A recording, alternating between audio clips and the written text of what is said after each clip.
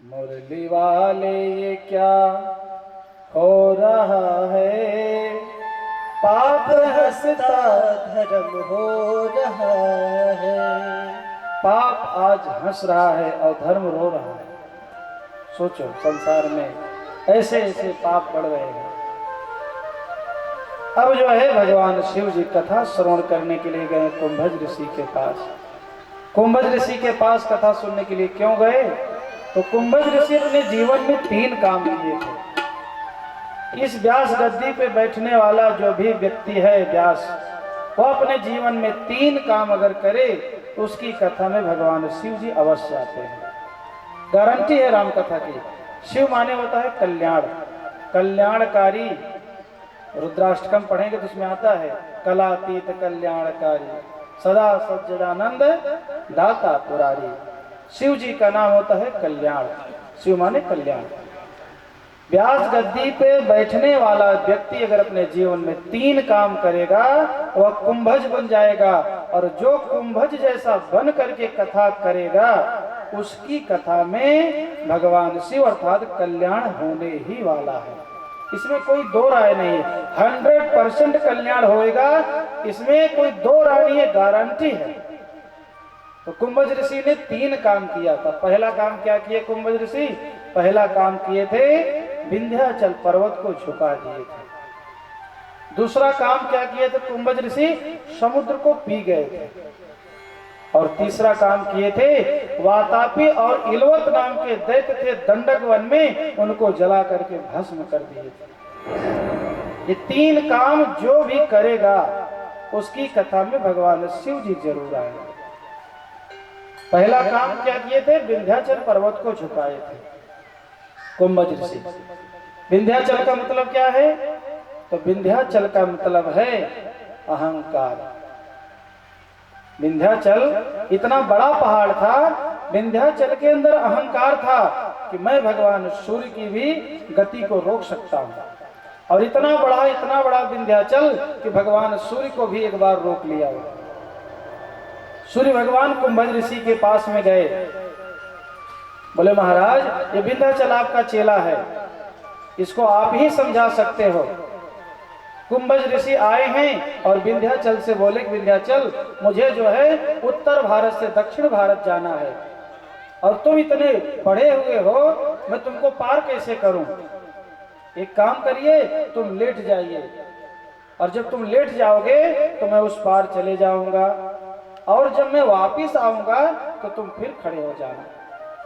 विंध्याचल बोला ठीक है गुरुदेव, आपके आदेश का पालन करेंगे। विंध्याचल लेट गया और कुंभज ऋषि उस पार चले गए, और जा करके नासिक के पास में उन्होंने अपनी कुटिया बनाई। आज तक कुंभज ऋषि दक्षिण भारत से उत्तर की तरफ दोबारा नहीं आए, आज भी विंध्याचल लेटा हुआ है। तो कुंभज ऋषि क्या किए थे? अहंकार को झुका दिए थे। इस व्यास गद्दी पे बैठने वाला व्यक्ति अगर अपने आप को मानेगा कि मैं भागवताचार्य हूँ, रामायणाचार्य हूँ, बहुत बड़ा ज्ञानी हूँ, मुझसे बड़ा ज्ञानी दुनिया में कोई नहीं है, ऐसा अहंकार लेकर के बैठेगा, उसकी कथा तो होगी, हो सकता है पब्लिक की भीड़ लगेगी, परंतु उसकी कथा कभी कल्याणकारी नहीं हो सकती है। उसकी कथा से कभी कल्याण हो ही नहीं सकता है, चाहे वो 1 नहीं 1 लाख कथा वाच ले। जो अहंकार लेकर के व्यास गद्दी पे बैठे, दुनिया में ऐसे लोग पड़े हैं जो अपने नाम के आगे लिखाते हैं भागवताचार्य, रामायणाचार्य, वो ऐसा बहुत सारी चीज लिखाते रहते हैं, परंतु लिखाने से कुछ नहीं होता है, वो सब अंदर से होना चाहिए। जैसे देखो एक उदाहरण, तन को जोगी सब करे, मन को बिरला कोय, सब सिद्धि सहजे पाइए, जे मन जोगी होय। असली योगी कौन है? असली संत कौन है? जो मन का योगी है, जो मन से संन्यास ले लिया। सबसे बड़ा सन्यासी दुनिया में वही है। भगवान श्री कृष्ण अर्जुन से कहते हैं, अर्जुन गेय स नित्य सन्यासी यौन दोष्टि यौन कांक्षति। वह नित्य सन्यासी है जिसके अंदर न तो कोई इच्छा है और न तो किसी से कोई द्वेष है।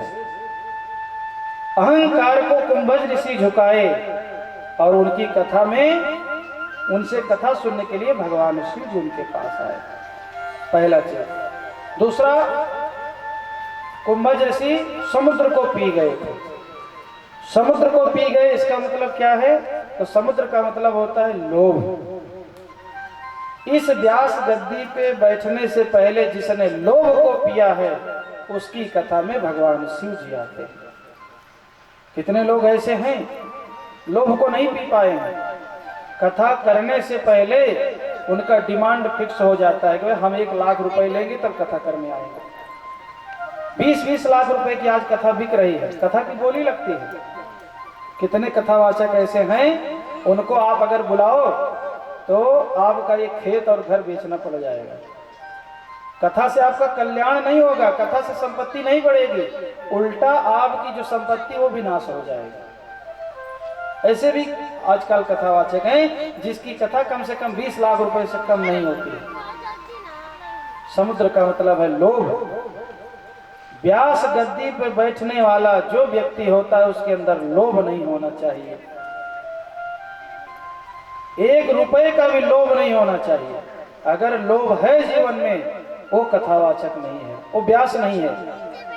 फिर वह समझ लेना कि कोई व्यापारी है, वो खाली फालतू में ऊपर से मुखौटा पहन रखा है कि मैं कथावाचक हूँ, मेरी कथा से कल्याण होता है, मैंने लाखों को सुधार दिया, मेरी कथा से लाख लोग सुधर गए। वो सब खाली कहने की बातें हैं। अब देखो आपको बताऊं एक बात, यहाँ बैठ करके बोलना आसान है परंतु इसका पालन करना बहुत कठिन काम है।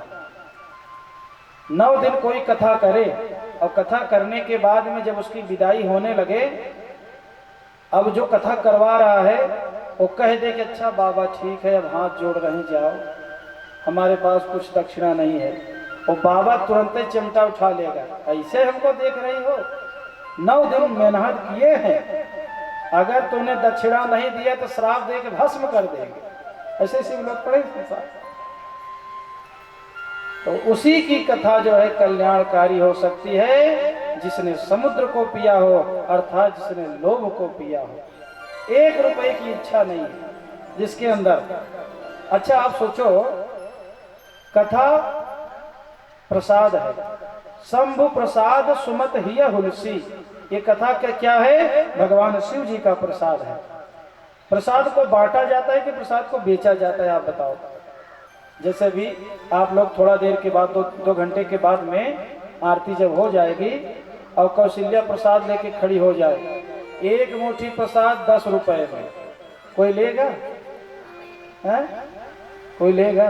नहीं लेगा। बोलेगा ये कथा करवा रही है कि ढोंग फानी वैसी। सही बात है ना? तो कथा भी प्रसाद है, कथा बेचने की वस्तु नहीं है। जो लोग रामकृष्ण की पोथी और रामकृष्ण की कथा को बेच रहे हैं, ऊपर जाएंगे इतनी लाठी पड़ेगी गिन नहीं पाएंगे। यहाँ तो मान लो बच जाएंगे पर वहां गिन नहीं पाएंगे। देखो कहना नहीं चाहिए फिर भी बात आए तो कह रहे हैं।